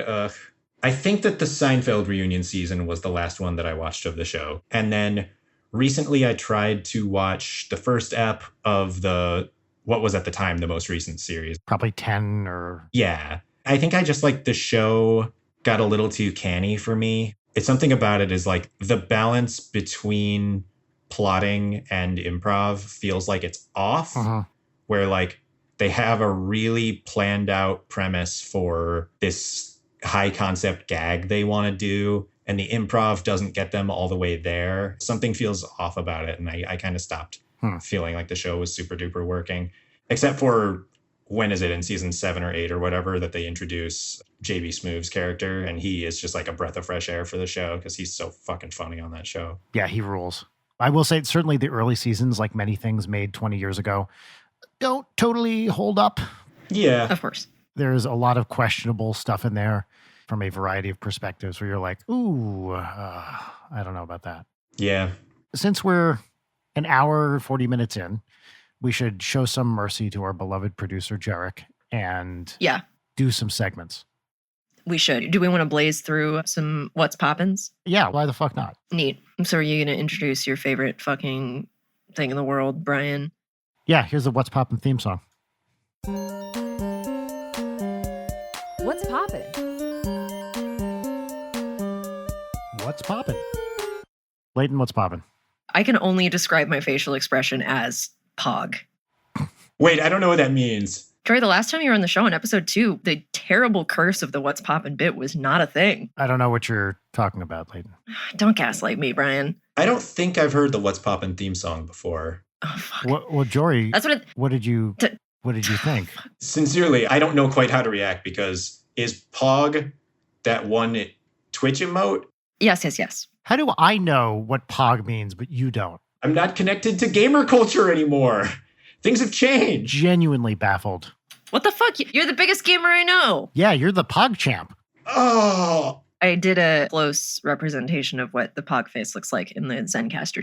The image repeatedly being presented to us is a colon and then an O, making the expression of a person who is wide-mouthed in shock and disbelief. Yeah, because it's important to note audience. Explain it to me, Brian, please. Okay, so let me tell you a little bit about my process in writing the What's Poppin' theme song. I'm going on my phone. I wrote this song. Probably, I think the first time we did What's Poppin' was episode 3 or 4 when we had Ethan in as a guest. And we actually put him on the spot to come up with the name of the segment, which he did, What's Poppin'. And I was like, I need to make this music great, like really great. And so I took a step back, like you need to do sometimes before you kind of focus in on an artistic project, and just kind of thought about it. And I didn't write anything for a few days, just kind of let it bounce around in my head. And then I sat down and I was like, this is going to be the best thing I've ever done. And then I wrote it. So with that in mind, Jory, I want you to listen to it again. And when it's done, tell me what you think, okay? All right, ready? All right. Here it is. What's poppin'? Am I supposed to... What's poppin'? All right. What'd you think? How much work is Jerik going to be doing on this episode? A lot. So audience, Brian, I'm ruining your bit. Brian played the song the first time in Zencaster, and then that time did not play it. So we almost got away with it, kids. We almost just slipped right past, and instead here we are suffering once again through just an absolutely fucking interminable bit. Brian, what's poppin'? I also wanted to intercede two things. One, I'm now confident I have heard the What's Poppin' theme multiple times before, and it's just that it's one of several themes that I've heard you produce that are similar to it. Am I mistaken about that? No, they all kind of sound the same. Okay. B, I had a genuine smile across my face when you played it both times, both the first time and the second time when I kept rudely interrupting. That's fine. What's popping for me? Okay. After literally months of slogging through it, I finally finished the USA trilogy by John Dos Passos, which I cannot recommend. Don't read it. I started it and I felt compelled to finish it. But I picked up and put down the last book called The Big Money for probably 3 months. And it's not a long book. It's like 450 pages. It took me forever just because I was so unmotivated to read this fucker. Don't read it. But the next book I picked up, which I just started yesterday, is fucking amazing. It's called God's Shadow, Sultan Selim, His Ottoman Empire and the Making of the Modern World. Whoa. By Alan Mikhail, who's a historian at Yale. And it is basically about the history of the Ottoman Empire. And it is like what was for many years touted as one of the best fiction books ever, USA by John Dos Passos. I could not, every page was a burden. It weighed 1,000 pounds, could barely turn it. God's Shadow, I'm like flipping through it. It is so compelling and interesting and well written. And it's all this history I just didn't know, roughly the history of the Ottoman Empire. Sultan Selim comes into power, I think in the 1500s, maybe a little earlier. I can't remember the exact years. But it is a story of a major, major world power that does not get the due that it deserves. The crazy thing is the Ottoman Empire existed until the 20s. Wow. It was around for 600-ish years. God. Yeah. And for many, many years, especially around the time period that this book is about, was the dominant world power. Like one of the points that this guy, Mikhail, makes early on is that you thought Europe, a bunch of little like fucking stupid warring cities, were going to be the dominant world power when you have the Ottoman Empire. Are you crazy? And how exactly much of the world moved towards the European cultural dominance rather than Ottoman cultural dominance is a really interesting story. But the fact that we don't give a lot of credit to how much of the stuff that we take for granted now comes from Ottoman innovations is what this book is about. Can you give an example? I haven't even gotten to that part yet. Keep us posted. I expect double space times New Roman 12-point font on my desk tomorrow morning. Yeah. One thing he was talking about was how the heirs of sultans would be picked. So generally what they would do is these sultans would have this huge harem of women, usually from all over. And in fact, if you could get into that harem, you had a potentially good life waiting for you, especially if you could give birth to the next heir. So what they would do is with each woman, they would have, I don't know about one kid, but one son. And once that woman gave birth to a son, she was his advocate and his teacher and essentially grooming him to be the next sultan. And then these mothers would like war these sons against each other because whoever became the next sultan would kill everyone else. What? Yep. So any heirs that were perceived as competition, once one of them took power, they would kill all of their brothers. Metal as fuck. Yeah, which is nuts, which means that every time a sultan dies, there's this huge like familial succession war. And it depended, like, did the military have your back? Who were they supporting? Who were the former sultan's advisors supporting? But the point this guy makes is that rather than being like this pleasure palace kind of thing, as you often see harems depicted today, they were really royal finishing schools. Interesting. Where most of what happened in a harem was basically training these kids, these boys, to be the next sultan. And only one of them would make it and then would kill everybody else. Wow. That's one paragraph so far of the book. Like every page has these bombshells where I'm like, what? Are you fucking kidding me? Amazing. I find myself wondering, like, if those kids knew that was a thing. No, they definitely knew that. They had a very high probability of being murdered. Yes. I think about the amount of pressure and fear that I feel when I'm preparing for a PowerPoint presentation. Dude, right? Yeah. Imagine living your whole life knowing that at some point you're either going to take charge or die. Yeah, either take charge and murder your family or die. So Selim's mother, I can't remember her name, was sold to the Sultan. And you're like, oh, that's awful. And then he says, that sounds awful, but remember, if she wasn't sold to the Sultan, she'd be sold to some poor guy. Yeah. Women didn't have a great time back then, it certainly seems. See, I'm shocked to hear that. Yeah, right. Would you think everything would be great? Everything ways. Yeah. Yeah, and it is now. Yeah, exactly. Hashtag girl boss, hashtag feminism, hashtag yes queen. Yes. Cool. Jory, what's poppin'? I don't consume a whole heckload of media lately, except for podcasts, which I don't want to advertise somebody else's podcast on this podcast. No, do it. You can do that. How dare you? Yeah. No, fuck that. Those other podcasts are incorrigible and people should only listen to this one. It was a test and you passed, Jory. Yes! If anybody else listens to other podcasts, just know that you're cheating on us. And I would really like to go to podcasts, couples therapy for anybody who is, just dipping into a bunch of different podcasts right now. It's unconscionable. Some of the ones that I like are Patreon podcasts. And it's like, that is actively dividing the Patreon dollar, which is unacceptable. I listen to podcasts when I'm working on visual stuff and when I'm working on non-visual stuff. And I kind of need to engage the parts of my brain that like either podcasts or even music with lyrics would upset. I have been listening constantly lately to ambient music. What am I going to say? I'm a weirdo for Eno. I'm a hecker head. I'm an Aphex fan, just like everybody else is. These are the official terms that their fandoms use, right? Yeah, that last one really didn't work. Aphex fan was so bad, it's great. Thanks. Oniotrix point forever. What? Wow, that one really did not work. I think I dropped out. That's how much I didn't understand it. Oniotrix point never. I never know how to say his name, but he did the music for Daniel Lopatin, really trailblazing ambient person, did the music for Good Time and Uncut Gems. Oh, okay. I do like that music a lot, but I did not know the person's name.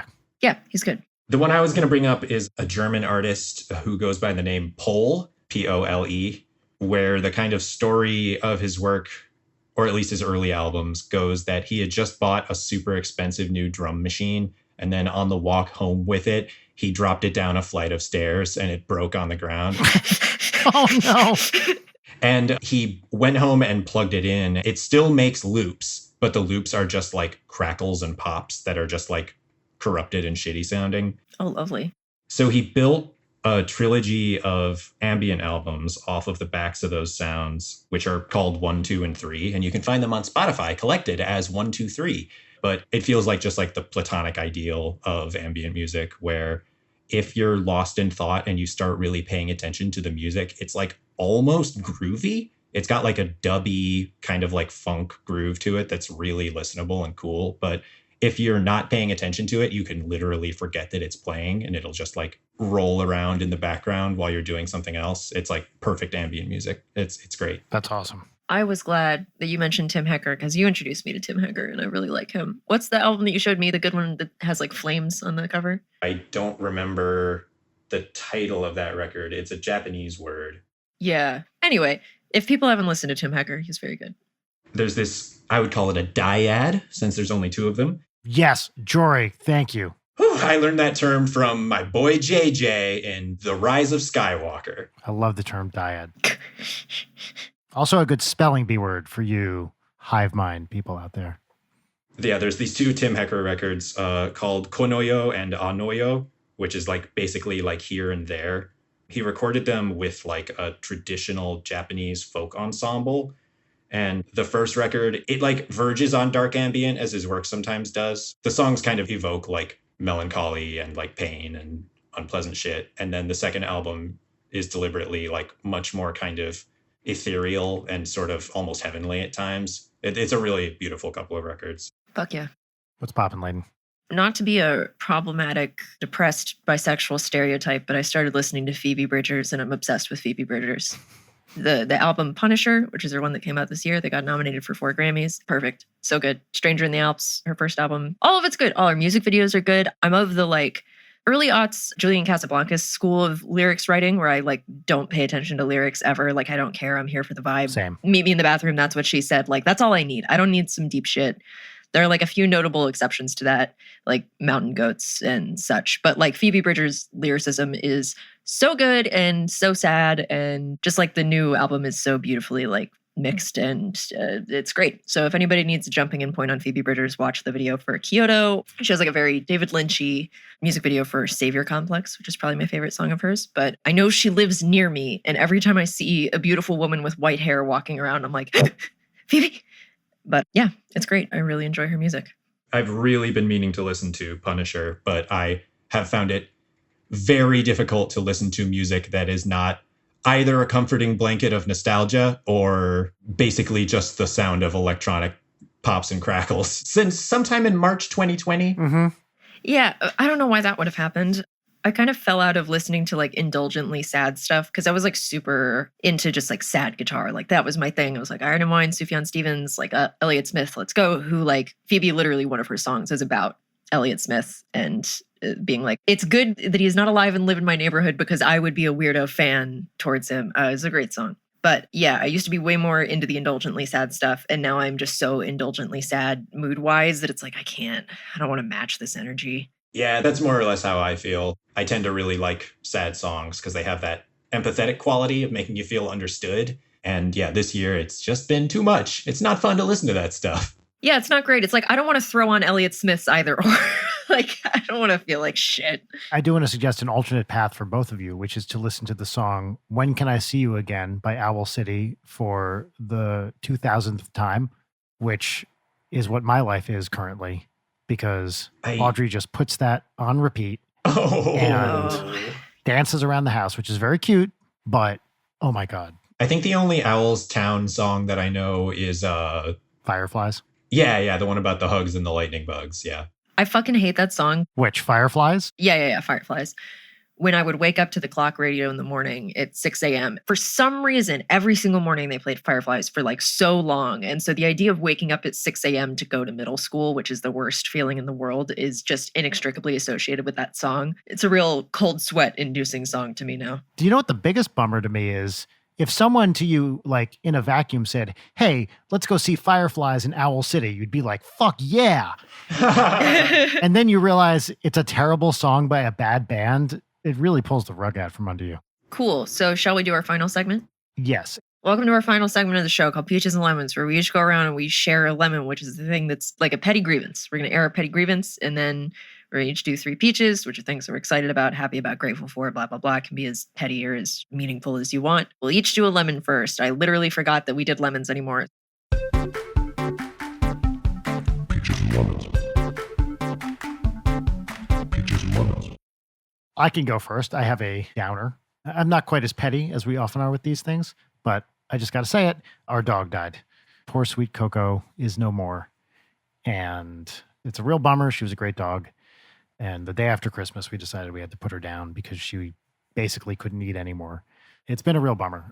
On the plus side, it is something Audrey can use for capital A acting, which there's been a lot of emoting going on. And I think she was genuinely sad for about 48 hours. And since then, it's just been an excuse for Wells for Boys style looking off into the distance and sighing. And it's... It sounds like she's processing it like in a healthy way. Like sometimes you got to be in your feelings. She absolutely is. I mean, we talked about it.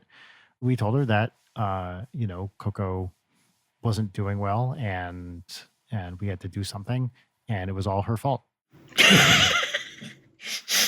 I found myself reading one of your tweets about it. I think a lot of things that Audrey does, that like whole like stranger than fiction, the like inverse premise where it's like some real stories rendered into fiction actually strain suspension of disbelief. Yes. The thing that you tweeted out that was Audrey realizing how sad she was about Coco. And then you say to her, yeah, this is probably the saddest thing that's happened in your life. And she gives it a beat and says, I'll probably be sad when you die too. A little sad. A little. Yeah. That is so unbelievably precocious and cute and funny and heartrending that I would not believe it if a kid said that in a piece of media. It's so beautiful. It was very fun because she doesn't know what death is. She doesn't really understand it. How did you guys approach the like death talk with her?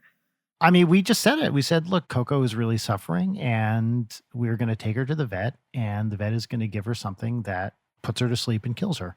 Because, obviously you want to give kids what they can handle, but I don't want to do any of the go off to a farm bullshit. Like, I think it's important to be honest with your kid. So our attitude towards a lot of that stuff is give her the information and then answer the questions asked, which is what we did. And she didn't have a lot of questions. She was sad. She cried. And we talked about, once we take Coco to the vets, she's not coming home. And That's something that a kid can understand.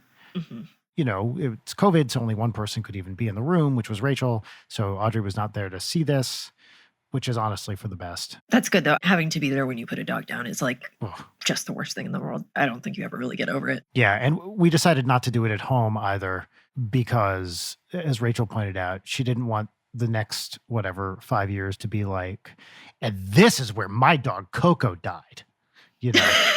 So, Oh, God. Yeah. yeah. So I think she handled it really well. You know, we were honest, but gentle. Are you guys going to get cremains or anything?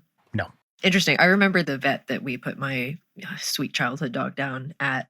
I'm not sure if we even like paid for it or anything, but they sent us like, a little like clay imprint of his paw and like this beautiful box that his remains were in with his name on it. It was just like really nice. Yeah, that's super sweet. We just don't have any place to put it. We're not going to bury it. Yeah. We just decided that we didn't really have anything to do with that. So, yeah, it's dog ashes. I don't know.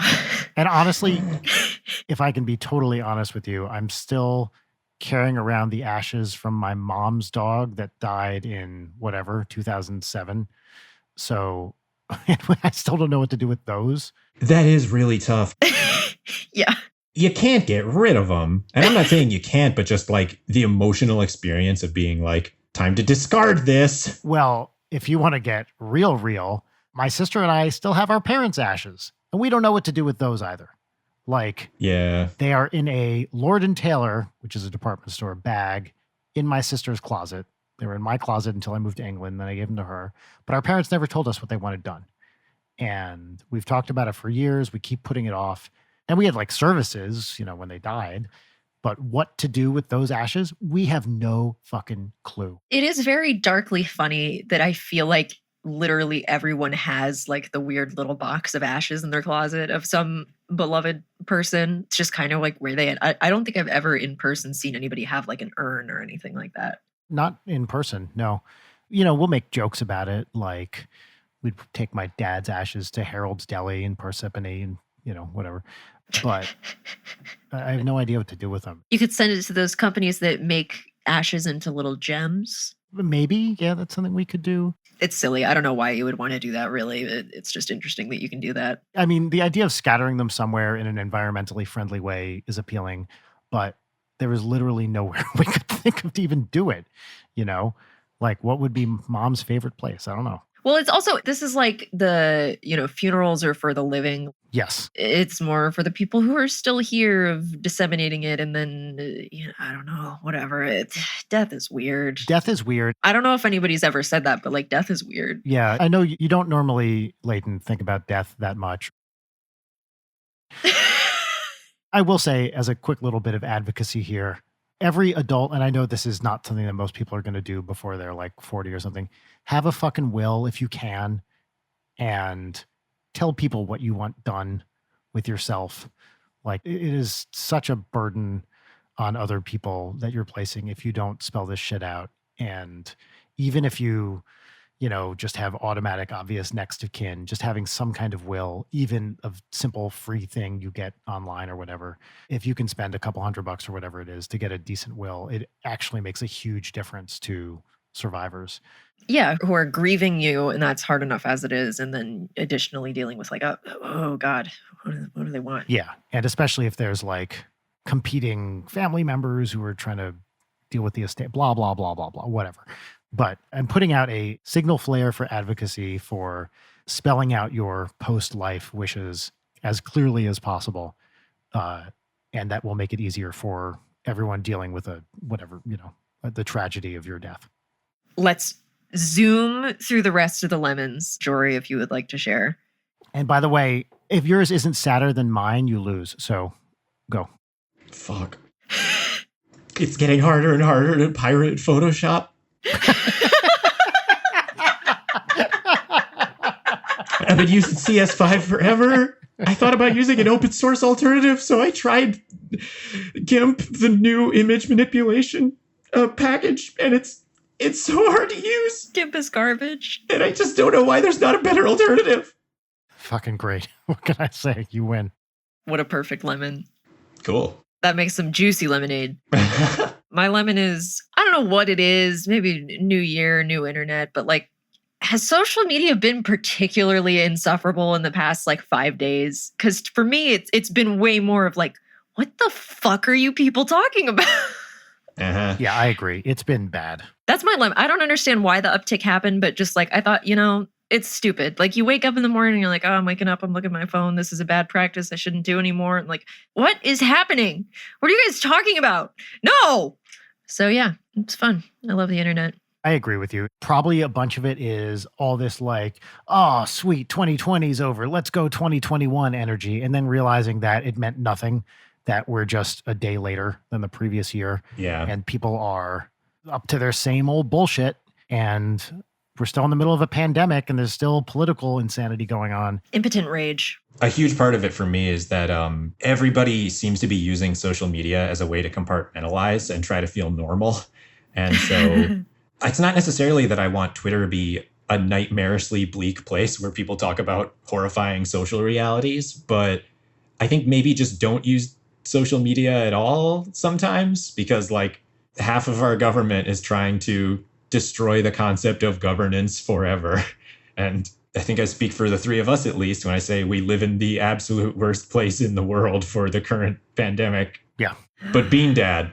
But being dead, Yeah. totally more important. I think the forever good advice is just log the fuck off. There are some people who need to be forcibly logged out of Twitter. Like, Yeah. forget your password. Don't come back. Not everything needs an opinion, people. And No. most things don't need your opinion. And I mean that to everybody, including myself. Yeah. Gene Park, a former late night guest and all around great dude, linked to an article yesterday that I read. I can't remember the name of the woman who wrote it, but she had, and admits that she's not the first person to say this, but had a lovely paragraph in it, which was like, when I was first on the internet, whatever, late 90s, it was like a place that people with shared interests could come together. And now what it seems like the internet is primarily a place for strangers to be mad at you. And Yep. it's really true. I was not a part of like those Usenet or whatever communities in the early days, but my dominant experience of the internet, the thing, by the way, that I owe my entire current career to, Of course. actually, and the other one too, because it's such a big part of particle physics.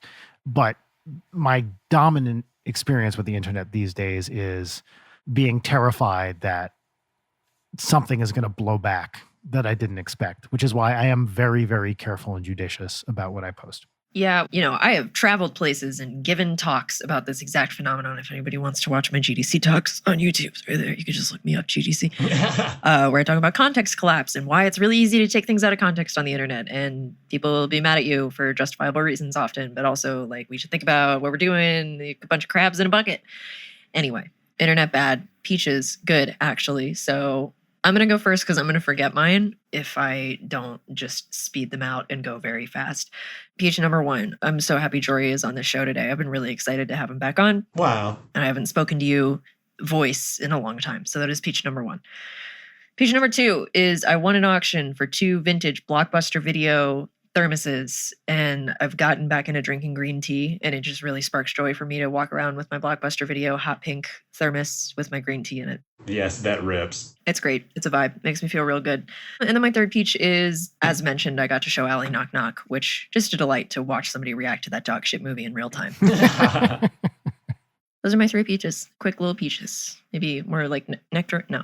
What's like the tiny? Fuck. It doesn't matter. Yeah, nectarine. Nectarine. That's a good Okay. one. Oh, yeah, nectarines are peach adjacent. Or like a pomelo. Nectarines are to peaches what satsumas are to oranges. Of course, we all follow that metaphor. I'm trying to remember what they're called, the fruits that have a pit. Pluot, No, pluots are plums and apricots. Wait, pluots are a thing? which have pits. But yeah, I meant like the name for the overarching. Oh, droop. Droops! Wow, Brian, I knew you would know. Yep. I'm your droop boy. Jory, why don't you hit us with your peaches then? Bit of a cop-out, but one of mine was definitely that I am very grateful to be talking with y'all. This has been very uplifting. Very fun. Thank you. This has been a treat. One of the ones that I wanted to say is certainly, even though I'm experiencing a lot of pretty inexplicable social anxiety that sometimes makes it harder to emotionally trick myself into engaging than it probably should be, for the last couple of weeks, I've been feeling really grateful that this is happening in a time where we're Post-internet accessibility, we all have the internet and it works super well. And tech works well enough that we're able to reach out to people that we care about. And it feels very valuable to me. I would have days where I had no communication with anyone if it was not for that. Oh, it'd be like weeks and months and like the lighthousing yourself, but you're Willem Dafoe and Robert Pattinson. Yeah, you're both sides of that equation. I think another thing I would probably say, I'm very grateful for the parasocial relationships that I've made in the last year. And we already talked about, I don't want to advertise other podcasts on this show. I think if podcasts were not so accessible, and I say that in a time where literally every bubble is bursting around us in the worlds of commerce and media, but it seems like it's really possible for artists to put their voices out there and for listeners to find really specific niche things that they're interested in hearing. And I think that's a really cool thing. Fuck yeah. Brian? My first peach is that Coco died.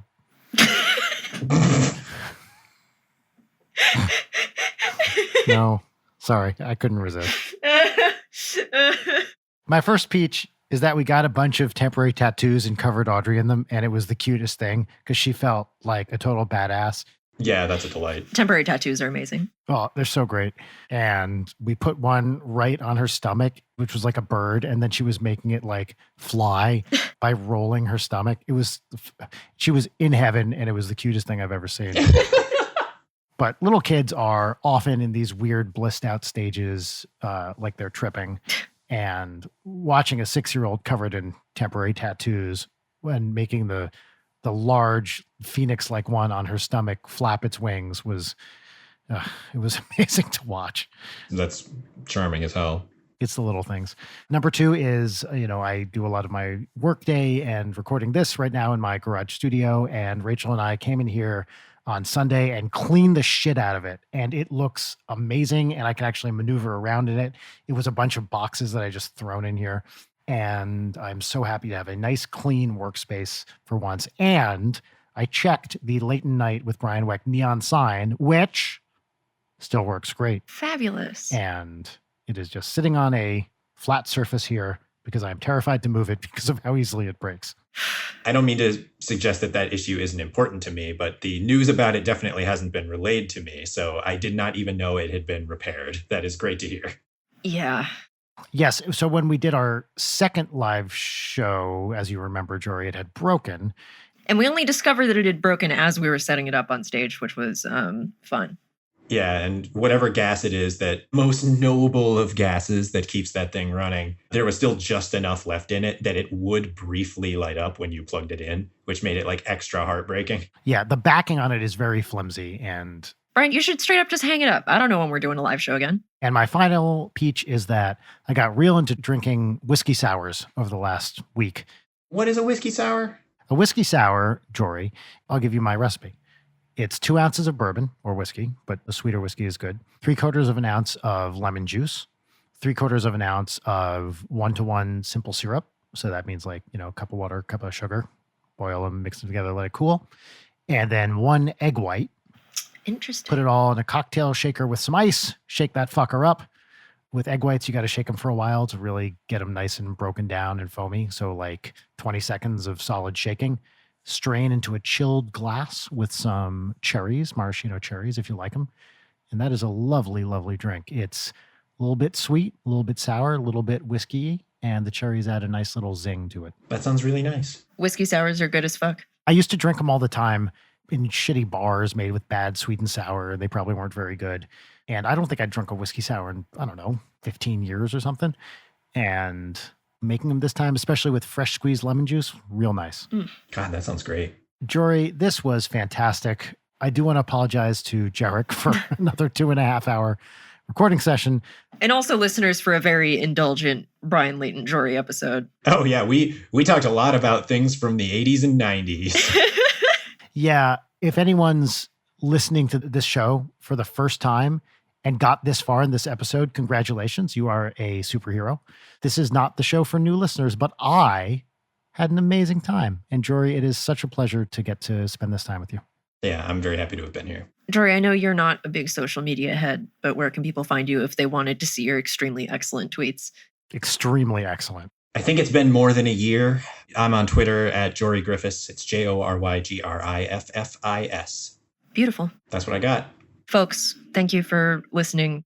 I think that's sweet of you. I hope you're all well in this new year and that you're staying safe and you're coming hard and a lot. Yeah. And maybe like too much. That's beautiful. That's our new catchphrase that we say at the end. You know what? I don't think I've ever said it, Leighton. I think normally you say it at the end of every episode. Would you like to say it? Can I? You're allowed. All right. Stay safe. Come hard. Nope, you're not allowed to say it anymore. This is the end of the podcast. Goodbye. Bye. Jory, you have to say bye too. See you later, everybody. Leighton Night is produced by Brian Wecht, Leighton Gray, and Jerik Centeno. Follow us on Twitter at Leighton Night, on Instagram at Leighton_Night, or email us at leightonnight@gmail.com.